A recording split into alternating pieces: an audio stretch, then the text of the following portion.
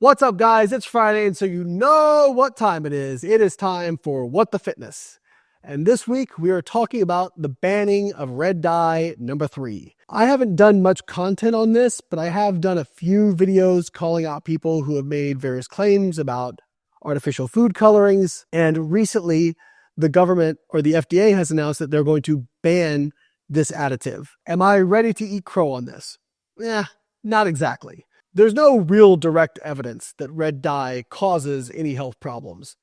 In animal studies, they got to get the dosage pretty darn high in order to see any kind of negative effects. This kind of comes on the heels of the Make America Healthy Again movement, which I think there's some really good components to, but one of the things I was concerned about was that this group would focus on things that don't really matter that much, and that some random ingredients were going to get banned, and we're not going to address the root problem of a lot of this stuff. And to me, the root problem is the following. The average daily calorie intake in the United States is about 3,500 calories per day. The average daily physical activity is less than 20 minutes. Maybe these food dyes matter. Maybe microplastics matter. Maybe all this stuff matters a little bit. But these are pebbles compared to the giant stones that our people eat too much and don't exercise enough. Those are the giant stones. And let's talk about the people who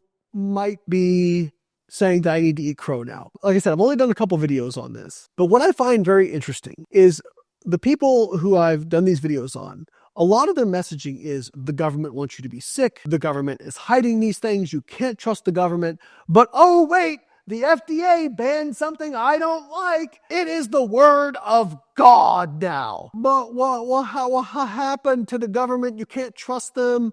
Blah, blah, blah, blah, blah. Oh, I get it. This is that whole asymmetrical application of logic that I talk about, where I invoke this logic until I don't like it anymore and then I discard it. Or I say a certain line of logic is garbage until it fits my bias and then I invoke it. So that's what we call asymmetrical application of logic. And that is what you're seeing here. I am not saying you should eat red dye number 3. I am not saying that red dye number 3 absolutely has no negative effects whatsoever. I'm just saying there isn't sufficient evidence to suggest that. And the FDA banning this is, in my opinion, folding to pressure from people in the kind of Make America Healthy Again space that are all going to pat each other on the backs and say, wow, look at what we did. And nothing is going to fundamentally change about getting people healthy, because we still haven't dealt with the fact that people, eat too freaking much and don't move enough. Sorry, that's the truth, folks. You want to ban this stuff?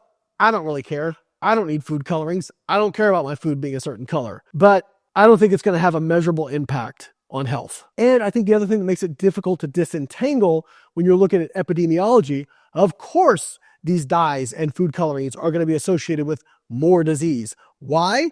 Because people who consume more food colorings consume more ultra-processed foods, which means they consume more calories by default. So you cannot disentangle these two things. Does it matter? Could it be negative? I hold out anything is possible. But again, I think that this is a small pebble compared to the massive rock that is people eating way too much and not getting nearly enough exercise. All right, guys, hope you enjoyed the video, and I'll catch you next week.